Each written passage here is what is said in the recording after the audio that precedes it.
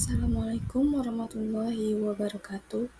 Perkenalkan, saya Nurul Hasanah dari kelompok 3. Di sini akan menjelaskan tentang teori belajar kognitif. Di sini ada anggota kelompok 3, yaitu ada Dewi Murtiningsih, Kafa Abila Saida, Zahra Salsabila, dan saya sendiri Nurul Hasanah.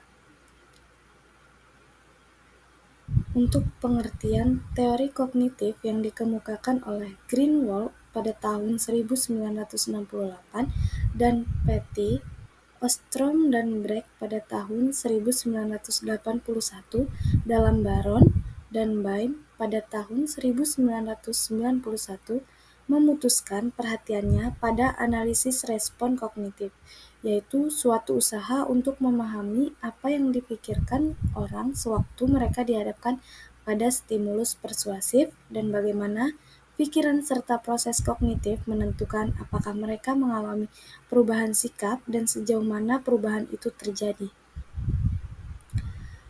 Teori kognitif meliputi kegiatan-kegiatan mental yang sadar seperti berpikir, mengetahui, memahami, dan kegiatan konsepsi mental seperti sikap, kepercayaan, dan penghargaan, yang kemudian itu merupakan faktor yang menentukan dalam perilaku. Selanjutnya itu teori kognitif ini terbagi menjadi 3, yaitu ada elemen kognitif, di mana teori kognitif percaya bahwa perilaku seseorang itu disebabkan adanya satu rangsangan atau stimulus, yakni suatu objek fisik yang mempengaruhi seseorang dalam banyak cara. Yang kedua itu ada struktur kognitif, di mana struktur dan sistem ini dinamakan struktur kognitif. Sifat yang pasti dari sistem kognitif ini tergantung akan adanya karakteristik dari stimuli yang diproses ke dalam kognisi. Yang kedua itu ada pengalaman dari proses individu. Kemudian ada fungsi kognitif. Yang pertama itu memberikan pengertian, yang kedua menghasilkan emosi, ketiga membentuk sikap, yang keempat memberikan motivasi terhadap konsekuensi perilaku.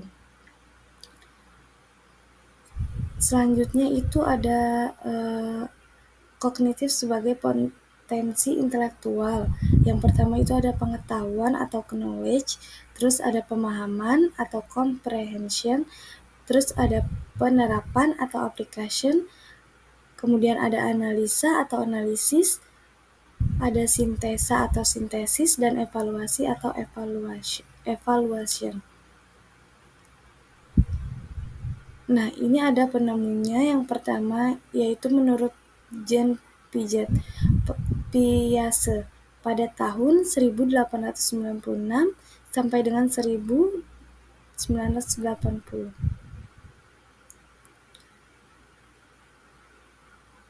Menurut Jean Piaget itu perkembangan merupakan suatu proses genetik. Kemudian menurut Piaget itu proses adaptasi kognitif itu ada asimilasi atau menambahkan informasi baru, akomodasi atau pengubahan informasi yang sudah ada, dan ekuilibrasi atau penyeimbangan asimilasi dan akomodasi. Nah, belajar dalam arti sempit menurut Piaget itu belajar yang hanya menekankan perolehan informasi baru dan pertambahan atau figuratif. Sedangkan belajar dalam arti luas, belajar untuk memperoleh dan menemukan struktur pemikiran yang lebih umum dan dapat digunakan pada berbagai situasi atau operatif.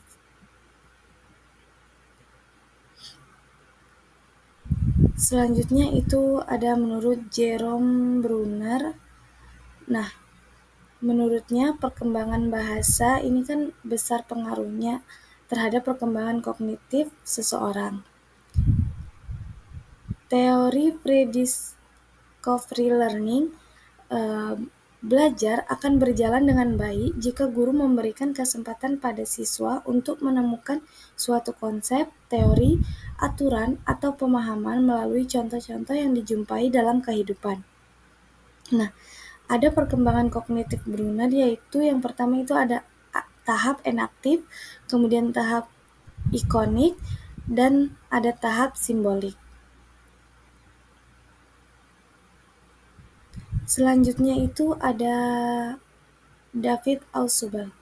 Nah, Ausubel ini mengidentifikasi menjadi dua dimensi. Yang pertama yaitu belajar hafalan, dan yang kedua itu belajar bermakna. Nah, faktor yang mempengaruhi belajar bermakna ialah struktur kognitif yang ada, stabilitas, dan kejelasan pengetahuan. Teori Ausubel dibentuk model skemata yang berfungsi untuk mengintegrasikan unsur-unsur pengetahuan yang terpisah-pisah. Nah, selanjutnya itu ada Robert M. Gagne.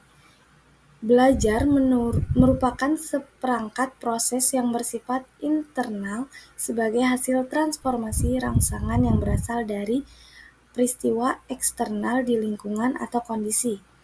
Nah, hasil belajar ini dibagi menjadi 5 aspek. Yang pertama ada keterampilan intelektual, kemudian ada strategi kognitif, kemudian ada sikap, informasi verbal, dan keterampilan motorik. Nah, hasil wawancara terhadap guru, di mana kami sudah bertanya kepada guru melalui via WhatsApp. Nah, terdapat masalah yang terjadi di sekolah. Nah, untuk menyelesaikan masalah ini, kita dapat menggunakan teori behaviorisme dan konstruktivisme.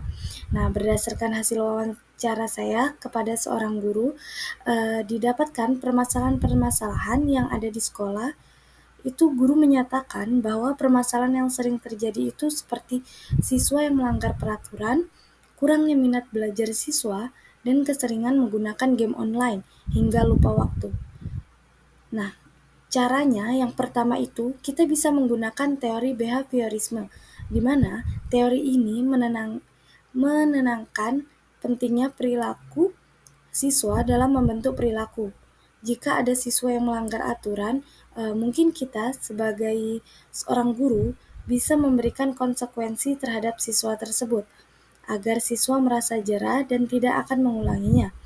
Yang kedua itu ada teori kognitif, di mana teori ini berfokus pada proses mental yang terlibat dalam pembelajaran, di mana kurangnya minat belajar siswa ini dapat mengganggu proses pembelajaran.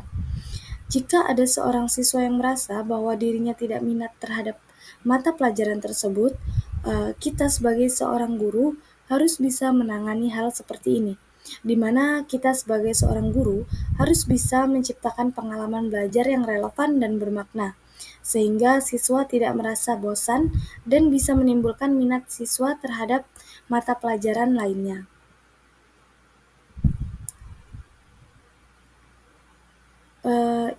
Ini lampiran foto yang saya tanyakan kepada guru di sekolah melalui via WhatsApp.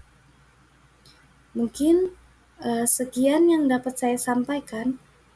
Kurang lebihnya mohon maaf. Assalamualaikum warahmatullahi wabarakatuh.